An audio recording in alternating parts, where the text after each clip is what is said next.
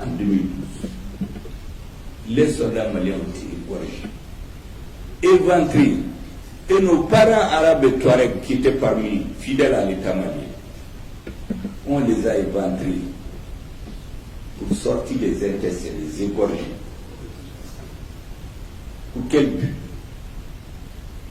En réalité, c'est pour les terroriser, l'armée malienne, faire perdre confiance à notre armée, 2. Et troisièmement, un message aux Arabes et aux Touaregs. Sinon, celui qui est mort, comme disent nos parents ivoiriens, Cabri mort là, il n'a pas peur de frigo ni de feu. Vous les avez déjà tués. Pourquoi vous allez les éventrer ou les égorger? Souvent, le temps de réfléchir sur les choses de façon plus posée manque beaucoup. Connaître un peu plus vos préoccupations, que nous savons déjà, en grande partie.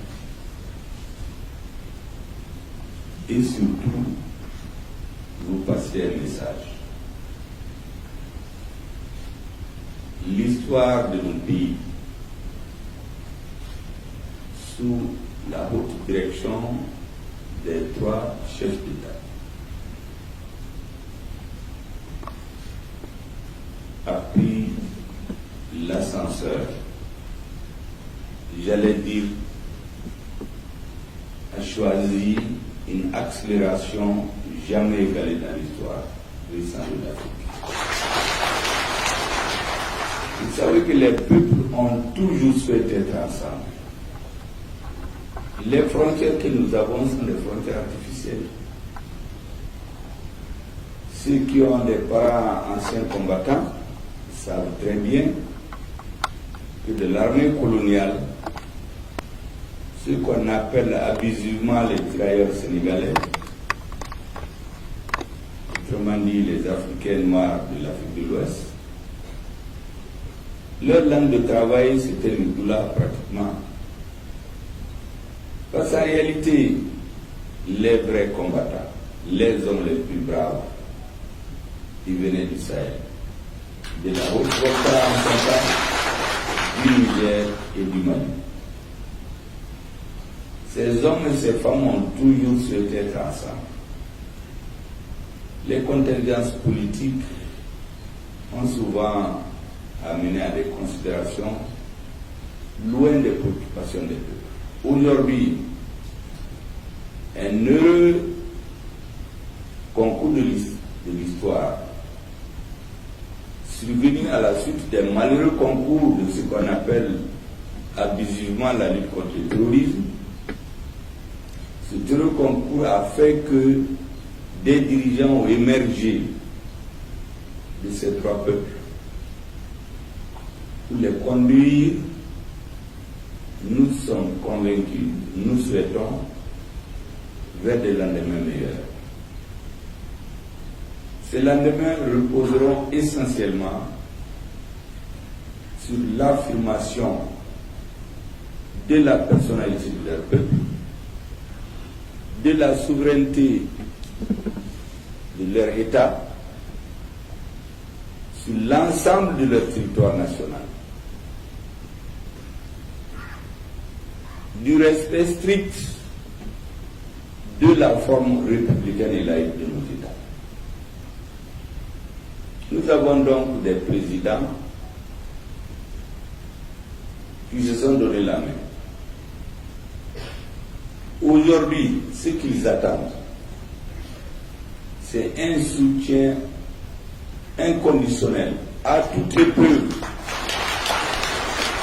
pour que même s'il leur arrive par circonstances historiques d'hésiter, la force et l'engagement du peuple va les pousser à aller de l'avant, au-delà des limites prévues. Vous savez, dans nos 3 pays, les régimes sont survenus par la suite d'un calcul longtemps mûri par ceux qui sont au pouvoir. Pour la plupart du temps, ils n'avaient jamais pensé arriver au pouvoir. Mais les souffrances des populations sous le couvert de la lutte contre le terrorisme. Donc l'insécurité est à la base de la survenue des gouvernements de transition dans notre pays. Et aujourd'hui, la claire conscience que ces hommes ont, qui sont tous des hommes qui ont fait le terrain, ont commandé sur le terrain, c'est que sans l'affirmation totale de la souveraineté de nos États, l'affirmation de l'indépendance totale vis-à-vis de certains donneurs de leçons, ne pourront pas aller de là. Une fois cette donnée acceptée par tout le monde, donc la ligne est tracée. Pour le reste, nous comptons beaucoup sur votre engagement, sur vos conseils, sur vos idées, sur vos orientations pour aider les gouvernements à résister. Parce que l'AES n'est pas du goût de tout le monde.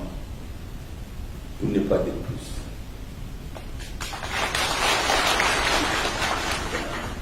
Beaucoup d'intérêts se sentiront et seront réellement menacés. Donc, les intéressés ne vont pas s'asseoir. Les seuls dirigeants, quel que soit leur courage, ne suffiront pas pour traverser le grand désert qui est devant nous. La détermination, la conviction des dirigeants ne fait pas faute aux autres. L'engagement aussi des peuples.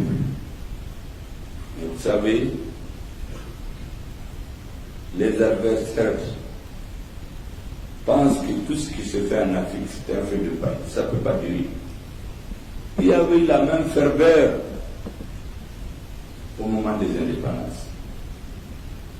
Il y a moins de 3-4 ans, ceux qui sabotaient ou qui étaient opposés ont eu raison de cette idée à l'Afrique. Et c'est pour cela que vous aurez compris, dans l'hymne national du Mali, quand vous écoutez les mots, n'importe quel Africain va s'y répondre. On dirait qu'on parle de son pays. Et nous avons affirmé et écrit dans toutes les constitutions, quels que soient les pouvoirs politiques au Mali, que nous sommes prêts à abandonner tout ou partie de notre souveraineté au nom de la constitution africaine. Cette partie a été reconduite dans la nouvelle constitution. Et par un heureux hasard de circonstances, deux autres pays, dirigés par deux autres hommes qui ont une claire conscience de d'où est-ce qu'ils viennent, où est-ce qu'ils sont et surtout où est-ce qu'il faut aller. Ces trois hommes donc se sont donné la main, ont passé des messages. Quand le capitaine Ibrahim Traoré explique, fait de la pédagogie pour expliquer aux Burkinabés, mais par extension aux Africains, parce que moi je les suis régulièrement, que quand ils étaient sur le terrain, il a vu le laisser aller, la négligence des populations.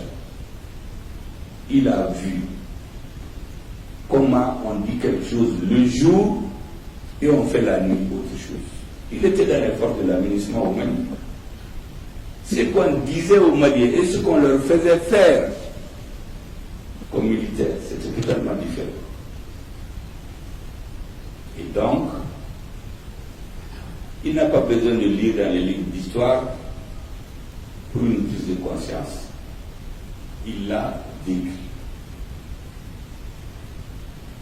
Le colonel Assimi Goïta,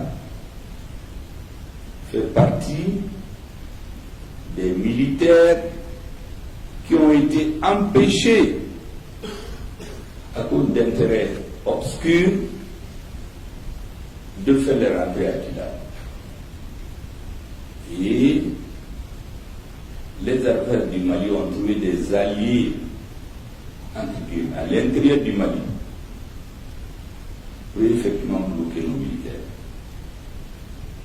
Donc, toutes les trahisons, tous les doubles jeux, tous les doubles langages, tous les coups bas qui sont donnés à nos États, malgré son âge,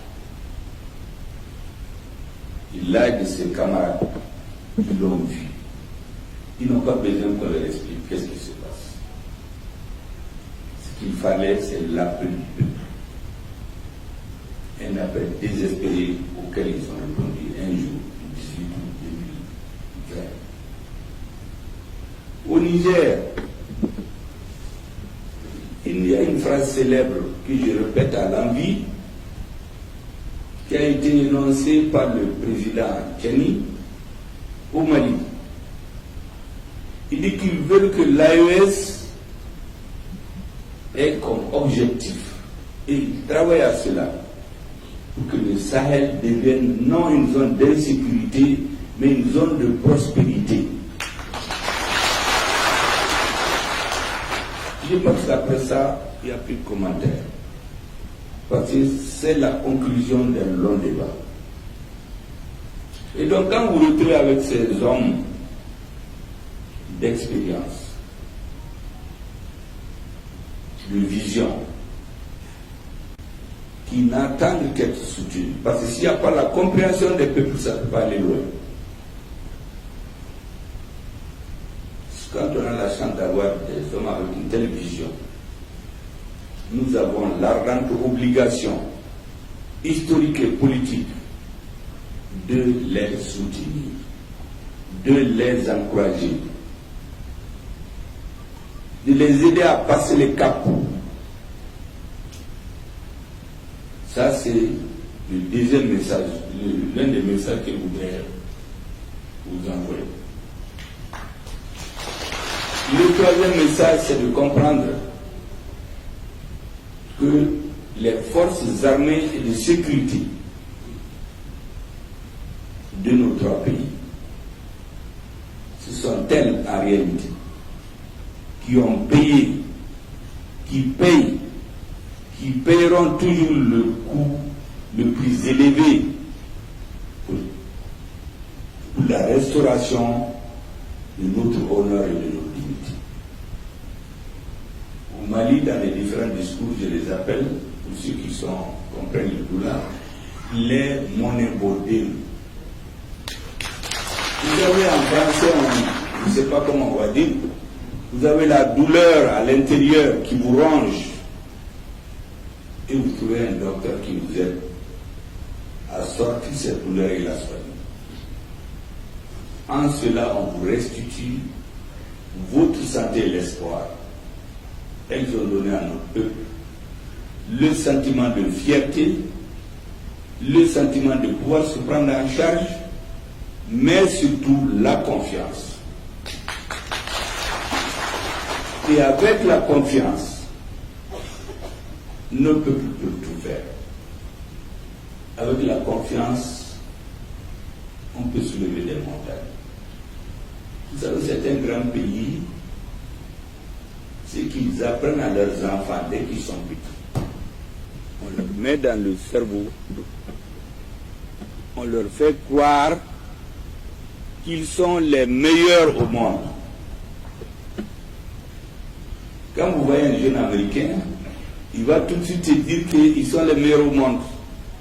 On les cultive depuis l'enfance. On veut leur donner la confiance.